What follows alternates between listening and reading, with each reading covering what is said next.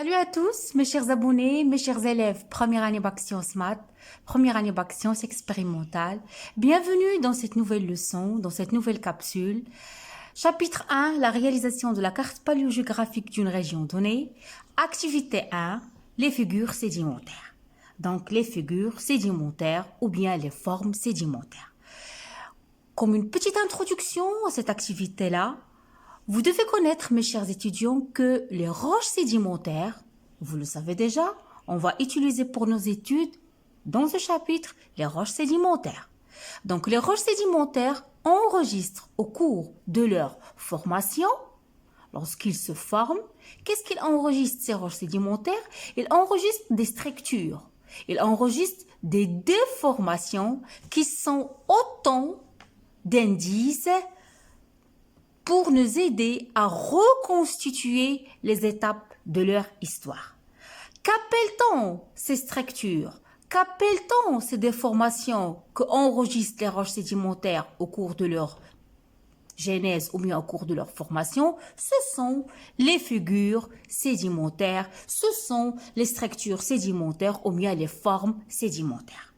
On peut identifier ces figures ou bien ces structures et les utiliser pour reconstituer parce que vous le savez, quel est notre objectif? C'est la reconstitution de la paléogéographie ancienne. Istirdad al-Jughrafia al-Qadima. Pour reconstituer les conditions de formation d'un ensemble sédimentaire. Lorsque je dis les conditions de formation, c'est-à-dire les conditions du milieu de sédimentation, les conditions de la déformation après consolidation. Comme introduction, on se pose une question, on se pose plusieurs questions. Vu l'activité 1, ce sont les figures sédimentaires. La question, bien les questions qu'on se pose, mes chers étudiants, quelles sont ces figures sédimentaires?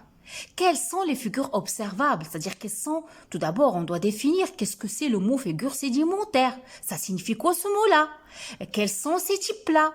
Comment peut-on les reconnaître? Comment peut-on les identifier dans un milieu? Et aussi, comment les interpréter et les utiliser pour reconstituer les conditions du milieu de sédimentation. Comme je viens de le dire, mes chers étudiants, la mise en place des sédiments, lorsque la vitesse du courant du transport, que ce soit l'eau ou bien le vent, diminue, donc les sédiments vont se sédimenter, les sédiments vont se décompter.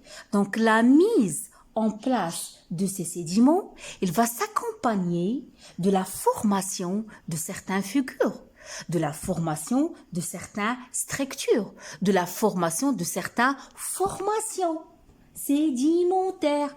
Qu'appelle-t-on ces structures? Qu'appelle-t-on ces formations? Ce sont les figures sédimentaires. Al-ashkal al-rusubiyya. Notez bien, mes chers étudiants, première année bac sciences maths, première année bac sciences expérimentales, ces figures sédimentaires, ces structures, ils nous fournissent des informations, ils nous fournissent des renseignements précieux sur les conditions de leur dépôt. Donc, en petite définition, si le prof vous demande qu'est-ce que c'est les figures sédimentaires, notez ça. Les figures sédimentaires, ce sont des structures, des formations qui se forment lorsque les éléments qui constituent les sédiments s'organisent au cours de la sédimentation. Ça, une première définition.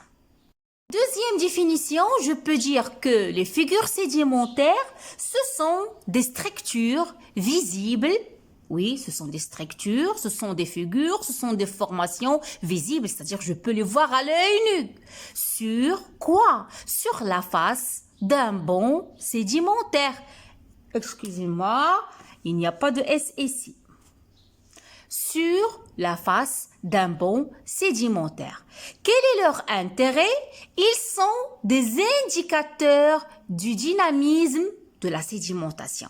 C'est-à-dire, ils nous fournissent des informations sur le milieu de sédimentation et sur les conditions de sédimentation. Les figures sédimentaires, ils représentent, mes chers étudiants, ils représentent l'architecture, oui, l'architecture précise du dépôt des sédiments.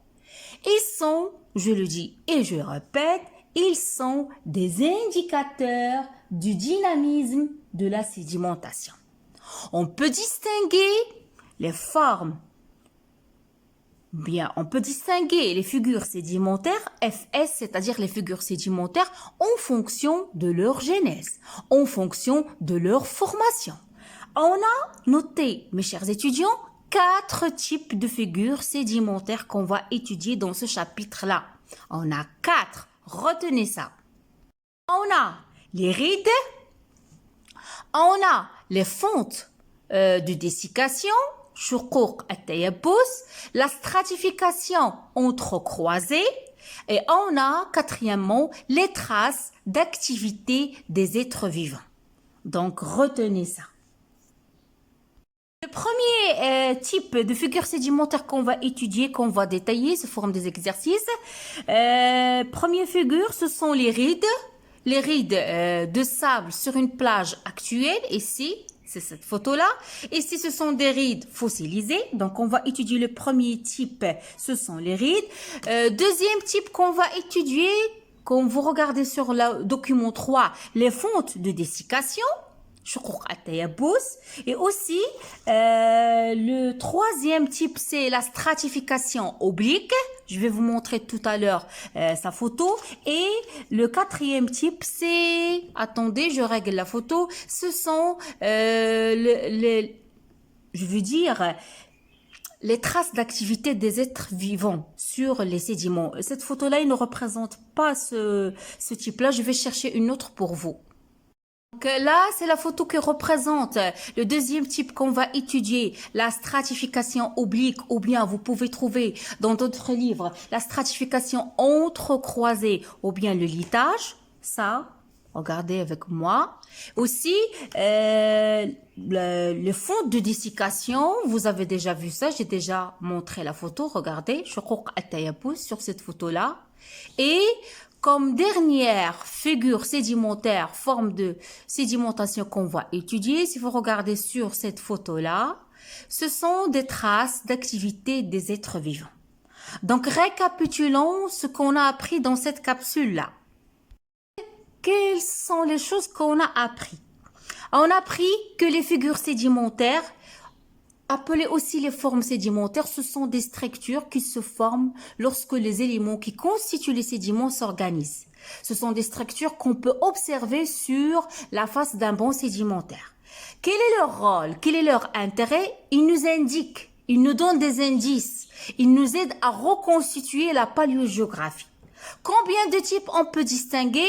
On peut distinguer 4 types en fonction de leur genèse. Les rides, les fontes de dessiccation, la stratification entrecroisée et les traces d'activité des êtres vivants.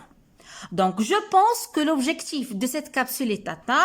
Donc, qu'est-ce que je vais vous dire?